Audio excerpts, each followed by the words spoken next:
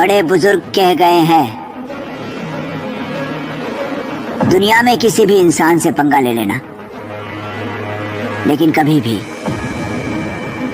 एक जाट से पंगा मत लेना, वरना वो तुम्हें चीर के रख देगा और तुम्हें पता भी नहीं चलेगा। लेकिन तुमने तो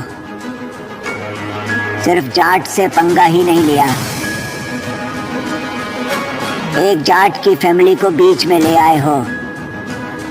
तो अब सोच लो कि ये जाट तुम्हारा क्या हाल करेगा। तुम्हें पता होना चाहिए था कि वो एक जाट है, और सबको पता है कि अगर एक जाट की हटी तो सबकी फटी। अब तुम सब इसका परिणाम भुगतोगे। वो आ रहा है और हम सबको वो चुन चुन के और ढूंढ ढूंढ के कुत्तों की मौत मार रहा है। किसी को हैंडपंप से तो किसी को पंखे से मार रहा है। अब हम एक ही काम कर सकते हैं, या तो हम सब अलग अलग रहकर भागते भागते मरे, या फिर सब एक होकर उसका सामना करें। तुम एक एक मरो या एक साथ, मरना तो तुम सबको है। तुमने एक जाट से पंगा ले लिया है, अब बस प्रार्थना करो कि तुम्हारी मौत जल्दी से जल्दी आए, क्योंकि तुम्हें ऐसी मौत देने वाला हूं जिसको देख तुम्हारी 7 पीढ़ियां भी कांप उठेगी। जाट का खून उबलता है तो दुश्मनों के पसीने छूटते हैं।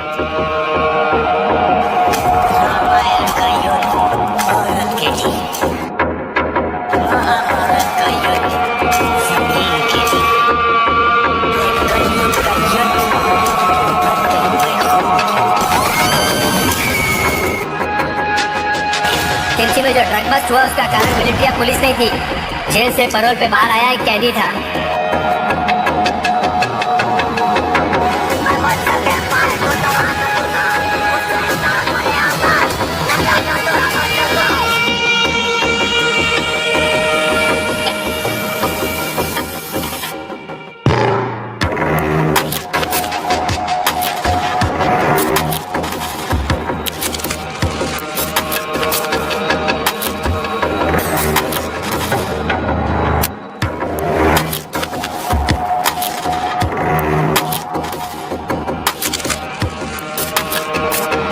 फिल्म जाट। कहानी की शुरुआत हरियाणा के छोटे से गांव खेतलपुर से होती है। गांव शांत और खुशहाल लगता है, लेकिन अंदर ही अंदर जाति और जमींदारी के झगड़े गहराई तक जड़ें जमा चुके हैं। गांव का सबसे ताकतवर व्यक्ति है ठाकुर धनराज सिंह आशुतोष राणा, जो अपने परिवार की जमींदारी का झूठा दंभ भरता है। धनराज अपनी ताकत और गुंडागर्दी के बल पर पूरे गांव को दबाकर रखता है। कहानी का नायक है सत्येंद्र सिंह उर्फ सत्या, सनी देओल, एक निडर और साहसी जाट। सत्या का जीवन सीधा साधा है। वह अपनी माँ, छोटे भाई और बहन के साथ रहता है और अपनी जमीन और खेतों को संभालता है। लेकिन सत्या के शांत स्वभाव के पीछे एक ऐसा अतीत छिपा है जिसे वह किसी को बताना नहीं चाहता। 15 साल पहले सत्या के पिता रणवीर सिंह, सनी देओल का डबल रोल, गांव के सरपंच थे। रणवीर एक न्यायप्रिय और ईमानदार व्यक्ति थे, लेकिन ठाकुर धनराज के पिता प्रताप सिंह गांव की जमीन और संपत्ति को हथियाने के लिए रणवीर के खिलाफ षड्यंत्र रचते हैं। झूठे इल्जाम लगाकर रणवीर को सरपंची से हटा दिया जाता है और बाद में उनकी हत्या कर दी जाती है। इस घटना के बाद सत्या का परिवार गांव छोड़कर चला जाता है। कहानी वर्तमान में लौटती है। सत्या अब गांव वापस लौट आया है, लेकिन उसके लौटने का मकसद केवल अपनी जमीन संभालना नहीं है, वह अपने पिता की मौत का बदला लेना चाहता है। गांव में हालात तब बिगड़ते हैं जब धनराज सिंह गरीब किसानों की जमीन हड़पने लगता है। वह पंचायत में यह दावा करता है कि पूरे गांव की जमीनें उसके परिवार की हैं और उसने ये संपत्ति अपने पूर्वजों से पाई है। गरीब किसान विरोध करने की हिम्मत नहीं जुटा पाते, लेकिन सत्या चुप नहीं बैठता।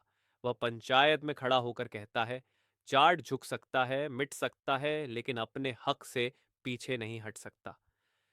सत्या अकेला ही धनराज के खिलाफ खड़ा हो जाता है। वह गांव वालों को उनके अधिकारों के लिए जागरूक करता है।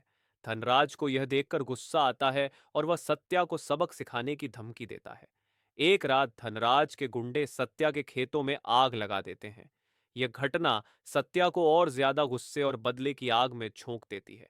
कहानी में सस्पेंस तब बढ़ता है जब सत्या को अपने पिता की मौत से जुड़े कुछ नए सबूत मिलते हैं। उसे पता चलता है कि उसके पिता को मारा नहीं गया था, बल्कि उन्हें जिंदा जलाने की साजिश रची गई थी। यह सुनकर सत्या का खून खौल उठता है। सत्या को पता चलता है कि गांव के पुराने मंदिर के तहखाने में एक दस्तावेज छिपा है, जिसमें जमीन की असली मालिकाना हक की जानकारी है। यह दस्तावेज साबित कर सकता है कि धनराज का परिवार झूठा है और उसने धोखे से सारी जमीनें हड़प्पी हैं। सत्या दस्तावेज को हासिल करने के लिए मंदिर जाता है, लेकिन वहां धनराज और उसके गुंडों के साथ उसकी भीषण लड़ाई होती है। सनी देओल का यह डायलॉग पूरे दृश्य में गूंजता है, जाट का खून उबाल पर आए तो बड़े बड़ों के पसीने छूट जाते हैं। धनराज और सत्या के बीच जबरदस्त टकराव होता है। सत्या अपनी ताकत और साहस से धनराज के सारे गुंडों को धूल चटाता है। अंत में वह धनराज को पूरी पंचायत और गांव वालों के सामने बेनकाब करता है। सत्या दस्तावेज को पेश करता है, जिससे साबित होता है कि धनराज का परिवार जमीन का असली मालिक नहीं है। यह सुनकर गांव वाले सत्या के समर्थन में खड़े हो जाते हैं। धनराज को गिरफ्तार कर लिया जाता है और गांव की जमीन उसके असली मालिकों को लौटा दी जाती है। सत्या अपने पिता की मौत का बदला लेने के साथ साथ गांव को अन्याय और जुल्म से मुक्त कर देता है। फिल्म का अंत सत्या के इस संवाद से होता है, जाट का मतलब ताकत नहीं, बल्कि सच और इंसाफ के लिए जीने वाला इंसान है। जाट सिर्फ बदले की कहानी नहीं है, बल्कि यह अन्याय और अत्याचार के खिलाफ खड़े होने की प्रेरणा देती है। यह फिल्म हिम्मत, सच्चाई और अपने अधिकारों के लिए लड़ने का संदेश देती है।